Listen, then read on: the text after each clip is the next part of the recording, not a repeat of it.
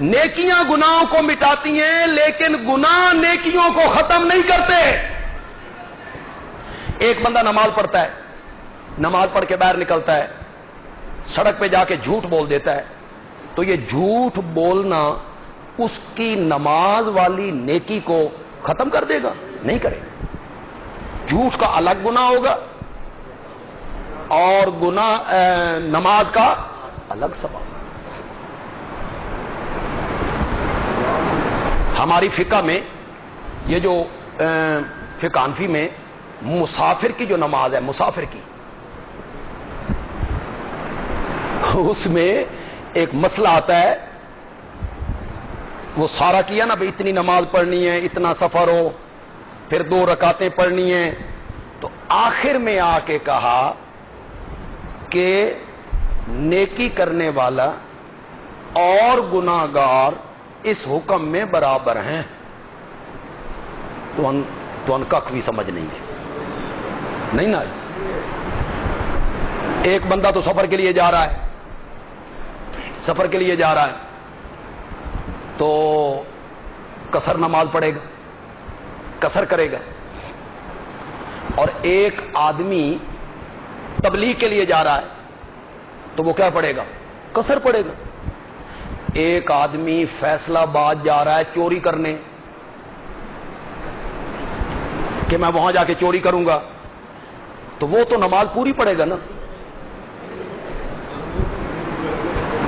کہ یہ تو گناہگار ہے, گناہ کرنے جا رہا ہے, یہ تو پوری پڑھے. نہیں, وہ مسئلہ یہ ہے کہ اس میں نیک اور گناہگار اس حکم میں کیا ہے؟ چوری کرنا ایک الگ گناہ ہے, لیکن جو نماز کا حکم ہے وہ اس پر وہی لاگو ہوگا, 2 رکعتیں. نیکیاں گناہوں کو مٹاتی ہیں.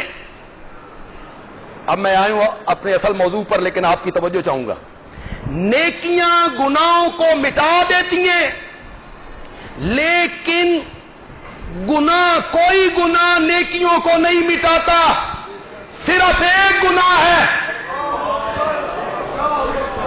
صرف ایک گناہ ہے کہ اس کا صدور ہوا تو ساری نیکیاں ختم ہو جائیں گی.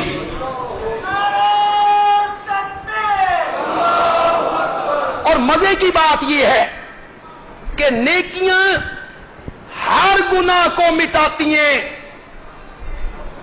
اس گناہ کو نہیں مٹاتی, اس گناہ کو نہیں مٹاتی.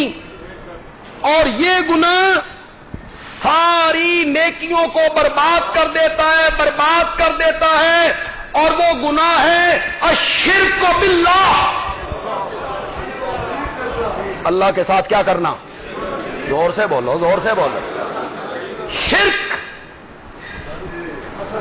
وہ گناہ ساری نیکیوں کے لیے زہر قاتل ہے. بندیالوی کرے نہیں, نہیں آپ کرے نہ سورت انعام آیت نمبر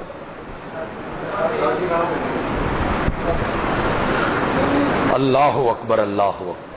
سورت انعام 18 نبیوں کے نام لیے. کتنے؟ سنو لوگو, اگر کسی کو توحید کی سمجھ نہیں ہے اور شرک کی نحوست کو نہیں سمجھتا, وہ شرک اور عشق اس میں فرق نہیں سمجھتا. وہ کہتا ہے یہ بھی عشق ہے, یہ بھی عشق ہے. وہ سنے اس میری بات کو, 18 نبیوں کے نام لیے اللہ نے, اور آگے اللہ نے ایک ضابطہ بیان کیا, وَمِنْ آبَائِهِمْ, جن کے نام نہیں لیے ان میں سے کچھ تو ان 18 کے کیا تھے؟ وَأَبْنَائِهِمْ, کچھ ان کے بیٹے تھے. وَإِخْوَانِهِمْ, کچھ ان کے. اب اللہ نے سارے نبیوں کو گن لیا, 18 کو اصالتاً اور باقیوں کو نیابتاً. طبعاً 18 کے نام لیے, باقیوں کو ویسے گن لیا, کچھ ان کے باپ, کچھ ان کے بھائی, کچھ ان کے بیٹے وَاجْتَبَيْنَاهُمْ، ہم نے نبیوں کو چنا تھا، وَهَدَيْنَاهُمْ إِلَى صِرَاطٍ مُسْتَقِيمٍ، اور ہم نے ان کو کون سا راستہ دکھایا تھا؟ صراط مستقیم دکھایا تھا۔ میں کچی باتیں کرنے کا عادی نہیں ہوں کہ کوئی حوالہ دوں تو اس کو پیش نہ کر سکوں۔ جائیے قرآن پاک پڑھیے، آگے اللہ کہتے ہیں وَلَوْ أَشْرَكُوا، لو فرضیہ، جیسے ہم اردو میں کہتے ہیں چل ایک منٹ واسطے تیری گل منی، یا ہم کہتے ہیں بالفرض والمحال، اگر یہ بات ہو، اللہ کہتے ہیں وَلَوْ أَشْرَكُوا، اگر یہ میرے نبی بھی شرک کرتے، اگر نبی تو گناہوں سے معصوم ہوتے، چھوٹے بڑے گناہوں سے پاک ہوتے ہیں، ان سے کوئی گناہ سرزاد نہیں ہوتا، معصوم عن الخطا والعصیان ہے، ماں کی گود سے لے کے قبر میں جانے تک نبی سے کوئی گناہ سرزاد نہیں ہوتا۔ اللہ گناہوں کو ان کے قریب نہیں آنے دیتے۔ کذالک لنصرف عنہ السوء والفحشاء، حضرت یوسف جب زلیخا کے پھندے سے نکل کے باہر گئے، اللہ نے اس کو بیان کیا، کس طرح بیان کیا؟ ہم نے یوسف کو گناہوں سے ہٹایا نہ، لنصرف عنہ السوء والفحشاء، یوسف اتھائیں کھلوتا رہا، اساں گناہ من اوپر ہٹا دیتا۔ جی یہ پیغمبر ہے، اس کی پیٹھ پر دست شفقت ہوتا ہے کس کا؟ اس کی حفاظت کون کرتا ہے؟ اس کی تربیت کون کرتا ہے؟ یہ رب کی نگاہوں میں پلتا ہے۔ نبی سے کوئی گناہ سرزد نہیں ہوتا، یہ لو فرضیہ ہے۔ اگر یہ نبی بھی شرک کرتے لَحَبِطَ عَنْهُمْ مَا كَانُوا يَعْمَلُونَ، میں ان کی زندگی کے اعمال بھی برباد کر کے رکھ دوں۔ کن کے متعلق کہا گیا؟ دیکھیں، میں ایک ہی دفعہ آپ سے کہوں گا، آپ کو خود تھوڑا سا احساس کرنا ہوگا مہنگائی کا، اخراجات کا۔ رمضان میں لوگوں کے ہاتھ بڑے کھلے ہوتے ہیں، لوگ سخی ہوتے ہیں، طاقت سے زیادہ خرچ کرتے ہیں، تو یہ آپ کی مسجد ہے، اور ہر جمعے کے جو ہمارے مقتدی ہیں وہ خاص طور پہ اس کی طرف توجہ کریں، جو محلے کے ہمارے نمازی ہیں وہ زیادہ توجہ کریں کہ یہ جو اخراجات اٹھتے ہیں یہ اسی سے پورے ہوتے ہیں، کوئی مسجد کی اور آمدن نہیں ہے، یہی ہے ایک جھولی بس۔ تو رمضان میں اتنا کچھ اکٹھا ہو جائے کہ پورے سال پر اس کو متفرق طور پہ تقسیم کیا جائے، تو اللہ کرے کہ پورے سال کے خرچ اخراجات پورے ہو جائیں۔ اس لیے میں چاہوں گا کہ آپ اور رب کا معاملہ ہے، آپ جانتے ہیں کہ رب نے مجھے کتنا دیا ہے، ہر بندہ جانتا ہے، اس کے مطابق ڈالے۔ ہن کروڑ پتی بندہ ہوئے تو 10 روپے سٹے، یہ کوئی بات نہیں۔ ہاں مزدور آدمی 10 روپے پھینکے تو وہ رب کی نگاہوں میں 10,000 کے برابر۔ وہ غریب ہے، اس کا آٹا نہیں ہے گھر میں، دال روٹی نہیں چلتی، وہ 10 روپے بھی پھینک رہا ہے تو اللہ کی نگاہوں میں بہت بڑے۔ 2 سیر کھجوریں وہ صحابی ساری رات محنت کر کے لایا تھا، تو وہ جو ڈھیر لگا ہوا تھا چندے کا، میرے نبی نے فرمایا اس کی 2 سیر کھجوریں سارے ڈھیر پہ بکھیر دو، سارے ڈھیر پہ بکھیر۔ تو جو صاحب ثروت ہیں، کیا اس مجمع میں 25-50 آدمی ایسے نہیں ہوں گے جو 1000 روپے دے سکے؟ 500 روپے دینے والے یہاں 100 بندے بھی نہیں ہوں گے اس مجمع میں؟ 100 روپے دینے والے کتنے بندے یہاں ہوں گے؟ تو ذرا سخاوت کریں، اس آفر سے فائدہ حاصل کریں کہ 70 گنا اجر ہے، 70 گنا۔ اب آپ میں سے ایک آدمی 7,000 روپے نہیں دے سکتا، لیکن رمضان میں 100 دے گا تو وہ کس کے برابر ہوگا؟ آپ میں سے کوئی بندہ 70,000 اللہ کی راہ میں نہیں دے سکتا، وہ 1,000 دے گا تو کس کے برابر ہوگا؟ 70,000۔ لہذا دل کھول کے ان کی جھولی بھریے، اللہ آپ کے گھروں کو دین و دنیا کی عظمتوں سے مالا مال کر دے گا، اللہ اور برکتیں دے گا، اللہ اور رحمتیں عطا فرمائے گا۔ تو دل کھول کر ان کی جھولی میں رقم ڈالیں گے۔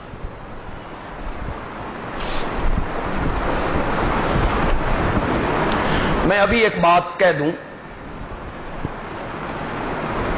ہمارا جامعہ ضیاء العلوم جو مدرسہ ہے سامنے، اس کے جو اخراجات ہیں اس کی ساری تفصیل باہر لکھی ہوئی ہے کہ ہمارے ماہانہ اخراجات کتنے ہیں، اور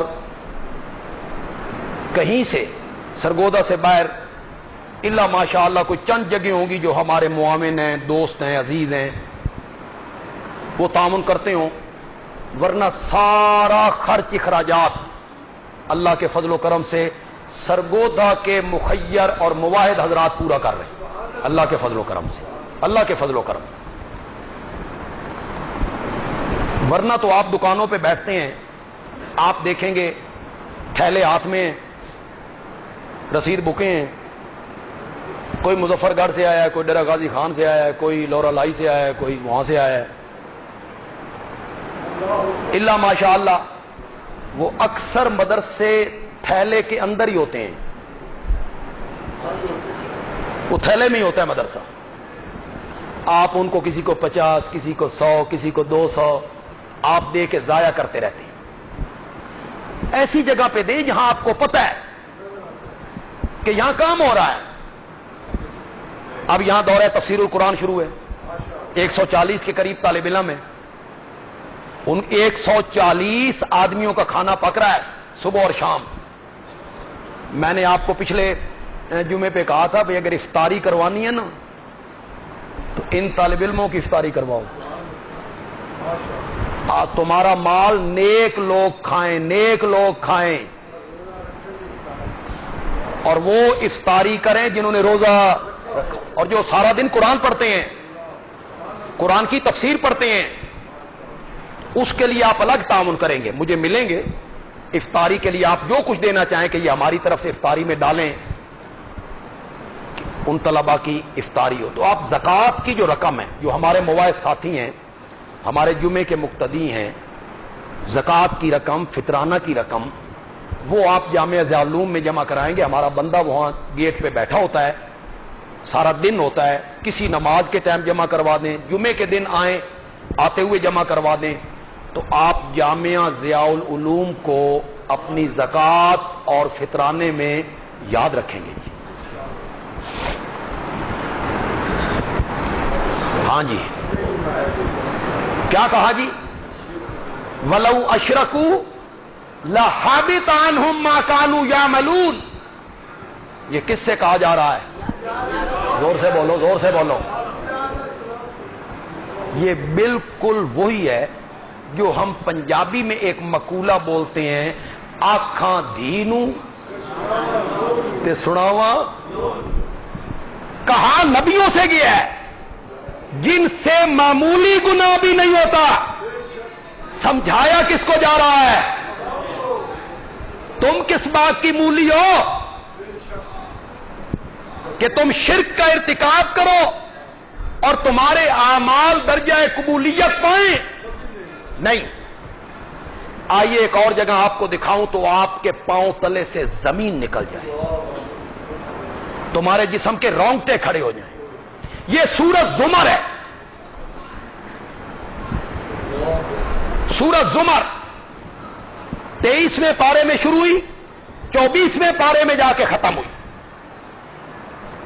وہاں اللہ تعالی نے آمنہ کے لال کو خطاب کیا، اللہ اکبر، لئن اشرکتا، اشرکتا جو عربی سے تھوڑی بوڑی بہت شدھ بدھ ہے، اشرکتا، اگر میرے پیغمبر آپ نے بھی شرک کیا جن سے معمولی گناہ کا صدور بھی ناممکن ہے، ناممکن ہے،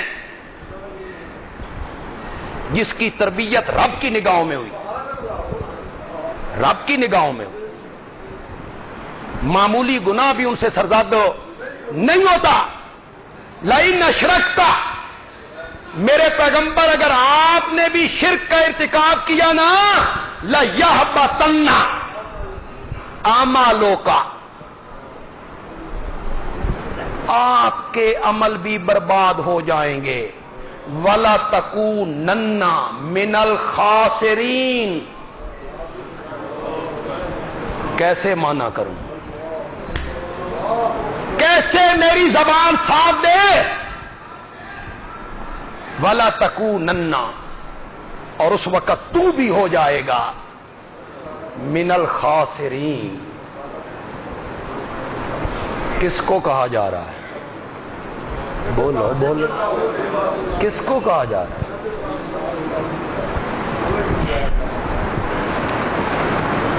آج ذرائع ابلاغ پہ شرک پھیلایا جا رہا ہے، نعتوں میں شرک پھیلایا جا رہا ہے۔ وہ نعت خوانی جو ہوتی ہے، بیان جو ہوتے ہیں، کیا اینکر اور کیا غیر اینکر سب سر مار رہے ہیں۔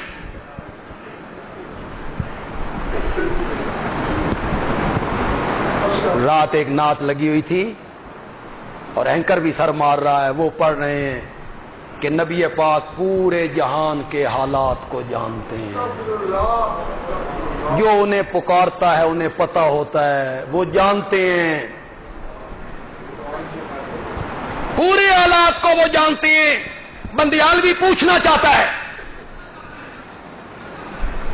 تم قرآن و حدیث کے، تم نے کبھی قرآن حدیث پڑھا ہو تو تمہیں پتا ہو، تم صرف سر دھننا جانتے ہو، یہ سمجھتے ہو عشق ہے، عشق ہے۔ 70 صحابہ وہ لوگ میرے نبی سے مانگ کے لے گئے، بخاری میں روایت ہے، ہمارا قبیلہ مسلمان ہو گیا ہے، قاری بھیجو، عالم بھیجو، تبلیغ کریں۔ میرے نبی نے چن کے 70 قاری بھیجے، ان لوگوں نے 70 کے 70 کو جا کے ذبح کر دیا۔ جانتے تھے؟ نہیں جانتے تھے، جان بوجھ کے بھیجا۔ کہو اگر تمہاری جرت ہے تو، تمہاری جرت ہے تو کہو، میری جرت نہیں ہے، میری جرت نہیں۔ اور 1 مہینے کے بعد جب جبریل نے آ کے بتایا، ہر ایک کے حالات کو جانتے ہیں، ہر چیز، 1 مہینے کے بعد جبریل نے آ کے بتایا آپ کے 70 صحابہ شہید ہو گئے، اور ان میں سے جس کی گردن قلم ہوتی تھی وہ کہتا تھا اللہم اخبرنا نبیک، اخبرنا نبیک، یا اللہ ساڈی حالت دی خبر ساڈے نبی نو پہنچا دے۔ ان صحابیوں کا کیا عقیدہ تھا؟ نبی پاک ہمیں دیکھ رہے، ہمارے حالات سے واقف ہیں، اگر یہ عقیدہ ہوتا تو وہ رب سے دعائیں کرتے۔ حضرت عائشہ پہ تہمت لگی کہ نہیں لگی؟ بولو، نبی پاک کو پتہ چلا؟ ہر ایک حضرت عائشہ اور نبی پاک سفر میں ہار گم ہو گیا۔ حضرت عائشہ باہر گئی نا قضاء حاجت کے لیے، تو واپس آئی، ہار گم ہو گیا۔ نبی پاک نے فرمایا کوچ کرو۔ حضرت عائشہ نے کہا میں تو ہار مانگ کے لائی تھی، مانگنا تھا۔ نبی پاک نے فرمایا ڈھونڈو، جس طرف حضرت عائشہ گئی ہیں ان جھاڑیوں میں جا کے ڈھونڈو۔ ہاتھ ڈھونڈا گیا، صحابہ ادھر گئے، پیچھے سے سورج چڑھنے والا ہو گیا، رب نے تیمم کا حکم بھیج دیا، وہ جو ڈھونڈنے گئے تھے ان کی نماز قضا ہو گئی۔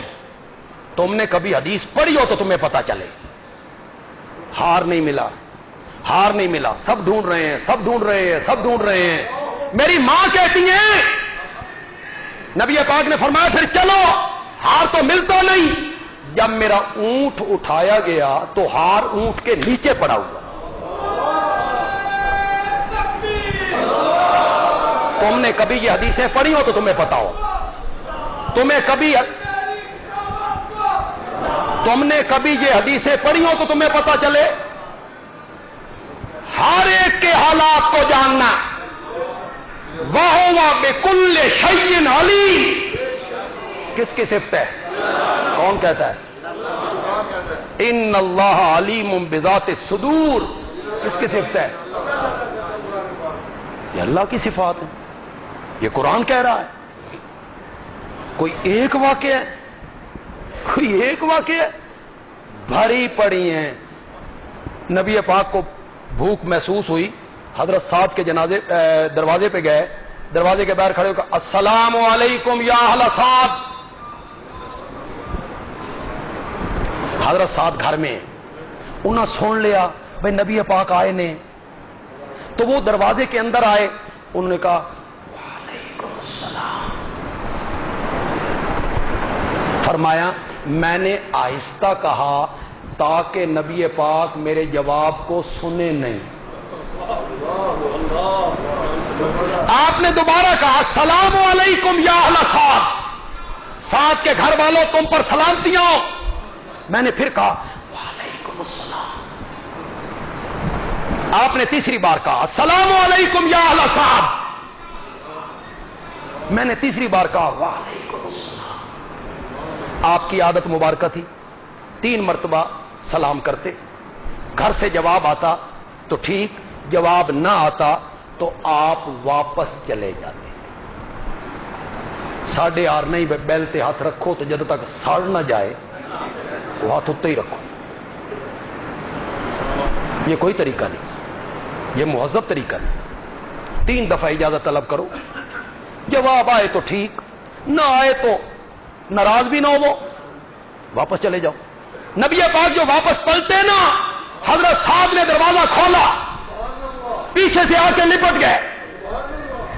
یا رسول اللہ کہاں؟ فرمایا تم نے جواب نہیں دیا. کہا میں نے جواب دیا. فرمایا میں نے تو سمجھا گھر میں کوئی نہیں ہے. میں نے آہستہ جواب دیا. کیوں آہستہ دیا؟ فرمایا میں نے اس لیے آہستہ دیا کہ میں چاہتا تھا کہ میرے گھر والوں کے لیے آپ کی زبان مقدس سے سلامتی کی دعائیں بار بار نکلتی رہیں. بار نکل. یہ ساری حدیثیں لئن اشرکت, اگر آپ نے بھی شرک کیا نا, لَيَحْبَطَنَّ عَمَلُكَ, تو آپ کے عمل بھی کیا ہو جائیں گے. کس کو کہا جا رہا ہے؟ کس کو کہا جا رہا ہے؟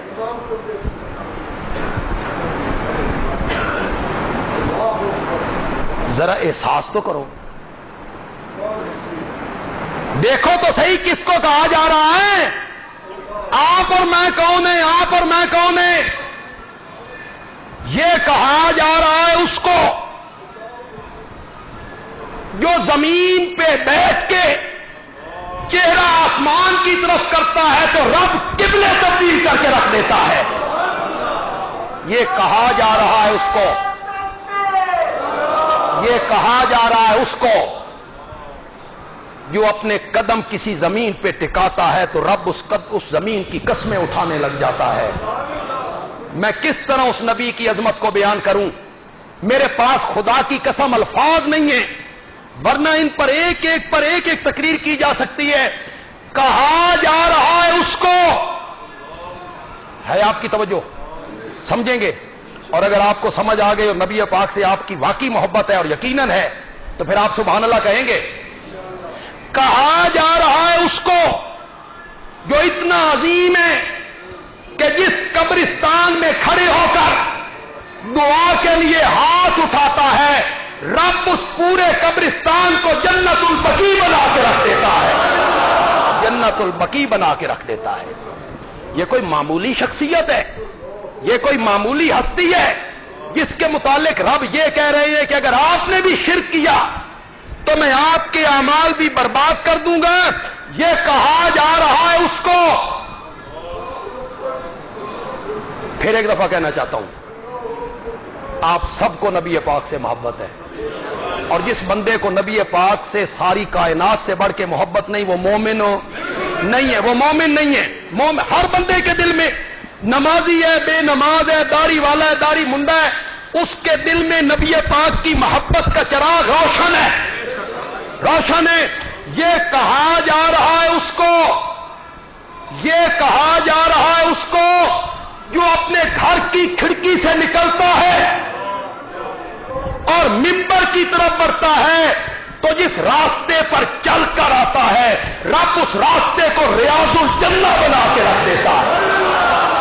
ما بین بیتی و منبری روضۃ من ریاض الجنہ، یہ کہا جا رہا ہے اس کو جو گلیوں میں چلتا ہے تو پتھر اس کو سلام کرنے لگتے ہیں، وادیوں میں پہنچتا ہے تو جانور اس سے کلام کرنے لگتے ہیں، وہ کڑوے کنویں میں لعاب ڈالتا ہے تو کڑوا کنواں میٹھا ہونے لگتا ہے، دشمن کنکریاں مٹھی میں لاتا ہے اور کہتا ہے بتا میری مٹھی میں کیا ہے، اور یہ کہتا ہے میں دساں کہ مٹھی والی شے آپ دسے۔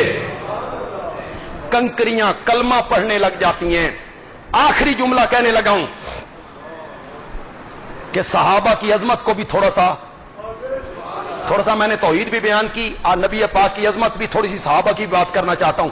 یہ کہا جا رہا ہے اس کو جو اتنا عظیم ہے، جو اتنا بلند مرتبہ ہے کہ جو آدمی کلمہ پڑھنے کے بعد ایک مرتبہ اس کے چہرے پر انوار کو دیکھ لیتا ہے رب اس پر جہنم کی آگ حرام کرا دے دیتا ہے۔ مرانی او را مرانی فقد حرم اللہ علیہ النار، جس نے مجھے دیکھا یا جس نے میرے دیکھنے والوں کو دیکھا رب نے ان پر جہنم کی آگ کو حرام کرا۔ شرک کیا ہے؟ یہ اگلے جمعے ایک مضمون شروع کریں گے، دعا کا، دعا، پکار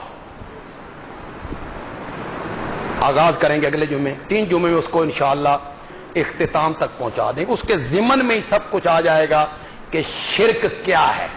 آج آپ نے اس کی قباحت سمجھ لی کہ شرک کتنا کبھی جرم ہے، اعمال کے لیے زہر قاتل ہے، مشرک کا جنازہ نہیں پڑھنا، کل قیامت کے دن مشرک کے حق میں شفاعت نہیں ہونی، ہر گناہگار کے لیے شفاعت ہوگی، میرے آقا کریں گے صلی اللہ علیہ وسلم۔ لیکن خود حدیث میں آیا، میرے نبی نے فرمایا ایک گناہ کر کے مجھے نہ ملنا ورنہ میری شفاعت سے محروم ہو جاؤ گے، اور وہ گناہ کیا ہے؟ الشرک باللہ۔